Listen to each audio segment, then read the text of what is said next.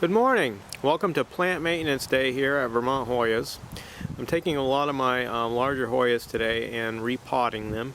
It's a chore that's miserable, but it has to be done every couple years or you no longer achieve good growth on your plants. I thought I'd take this opportunity to show you what a mess Hoya kerrii can make. Now, if you grow this plant outside or in the greenhouse, it's no big deal to just hose this plant off every couple days when it's blooming. But when it's growing in the house, it makes a terrible mess. Now, I've had to bag some of these blooms. I just want to show you some of the nectar. Now, this stuff, look at the huge quantity of it. That would have been dripped all over the floor, all over your windows, all over your curtains if you have them. Just a disgusting mess. Here's another one. Look at that. It's unbelievable. It's like blackstrap molasses or strawberry jam, and it just makes a tremendous mess. So I bagged it while it was in the house. Now I'm going to repot this Hoya.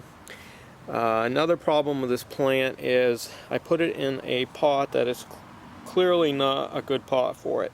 If you look for a pot, you're much better off to take one with a wider base. This one has such a narrow base, it's incredibly tippy. I've shoved some scissors under there, otherwise it would tip right over. So I don't have anyone to film me today, but I will come back and show you this plant after I get done with it. I'm going to repot it. Unfortunately, I think I'm going to have to smash that pot off. I've lost my special knife that I used to cut around the edge of the pot to try to save the pot, so I'm going to smash it off. I have to reach my hand out here because the wind is starting to blow and it will fall right off or tip over. So when I come back, I will have repotted it in a more stable pot, added another trellis. You can see that the vine is stretching way up to the sky, which is no good. So I'm going to bend that over, hopefully some kind of new trellis, secure it, and I believe I'm going to cut the rest of these blooms and buds off of this plant because I'm growing it inside the house and it makes too big of a mess. So I primarily grow this plant for the leaves anyway. This is a variegated kerrii.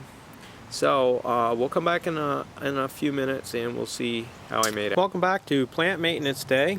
I've just finished up with Hoya kerrii variegated. You can see that it's got a brand new plastic pot with a wide base to stop it from tipping. I've cut all the buds and flowers off of it to prevent the tremendous mess that it makes in the house.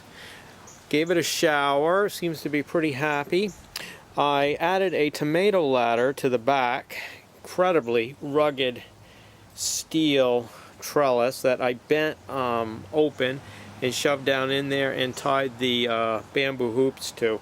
Hoya kerrii is a tough Hoya that is heavy and stiff, so you need something major to trellis it. So this tomato ladder is just the ticket. It will last longer than I will. So this plant ought to be good in this pot with this trellis for probably 2 more years or so.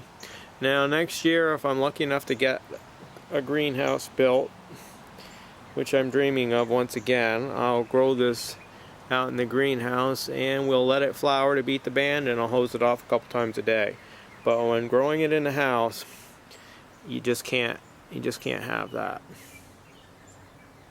So I thank you for visiting with me on Plant Maintenance Day and Hoya kerrii. We'll see you real soon with something I hope that interests you.